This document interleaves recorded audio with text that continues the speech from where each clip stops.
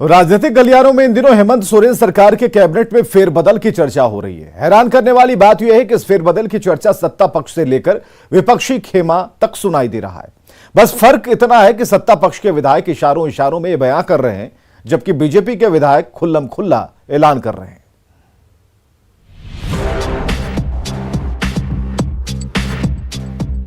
Hemant Soren cabinet में फेरबदल की चर्चा तेज हो गई है।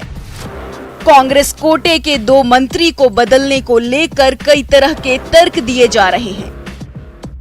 राज्य के स्वास्थ्य मंत्री बन्ना गुप्ता और कृषि मंत्री बादल पत्रलेखा का नाम इसमें शामिल है। हालांकि ये चर्चा सत्ता पक्ष के साथ साथ विपक्षी खेमे में भी हो रही है।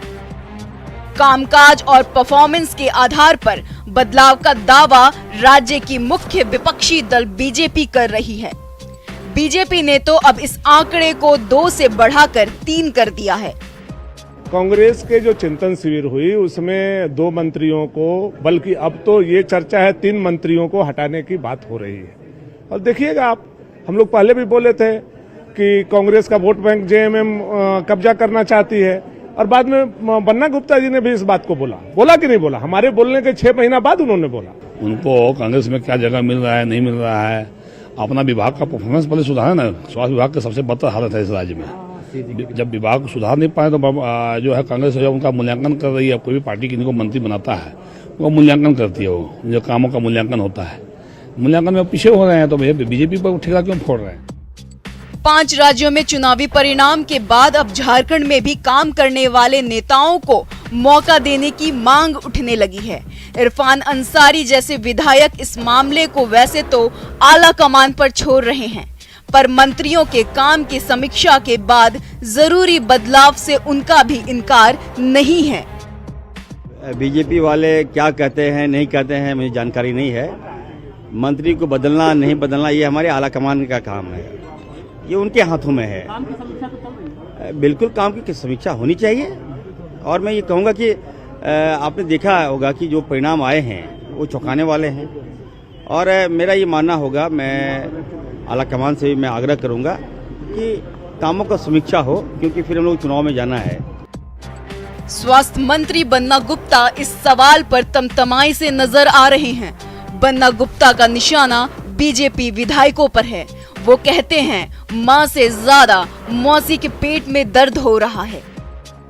अरे तो जा रहे, माँ से ज्यादा मौसी को लाड़ क्यों आ रहा है? उनके पेट में दर्द क्यों हो रहा है? नाव मेरी, नाविक मैं, मेरी मंजिल, मेरा सब कुछ, तो उनको दर्द क्यों है भाई? माँ से ज्यादा मौसी के पेट में दर्द क्यों होता है? अरे मैंने तो 20 बार कहा है कि हमारे लिए माँ भारती पहले है, हमारे लिए राष्ट्रभाषा पहले है, हमारे लिए हमारे लोगों का हित पहले है। ये पद तो आते जाते हैं। झारखंड में 14 महीने वाली हेमंत सोरेन सरकार में भी कांग्रेस कोटे के 2 मंत्रियों को अपना पद छोड़ना पड़ा था। इस बार भी जब चर्चा तेज हुई है तो राजनीतिक गलियारों में कई तरह के कयास लग रहे हैं। निशाने पर कांग्रेस कोटे के 2 मंत्री हैं। न्यूज़ 18 के लिए रांची से अविनाश की रिपोर्ट। हिजाब पर कर्नाटक हाईकोर्ट के फैसले से इरफान अंसारी सहमत नहीं है। इरफान अंसारी का कहना है कि कहीं ना कहीं बीजेपी कोर्ट चला रही है। सीपी सिंह ने इरफान की बातों पर पलटवार किया है, कहा है कि कोर्ट एक स्वतंत्र संस्था है।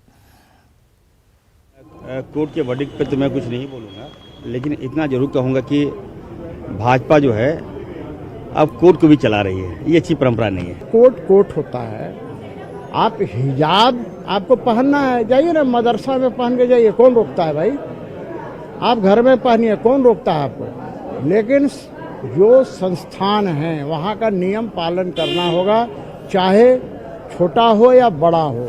संस्थान का नियम पालन कीजिए। आपको पढ़ाई आगे करना है, जारी रखना है तो वहाँ का नियम पालन करना होगा।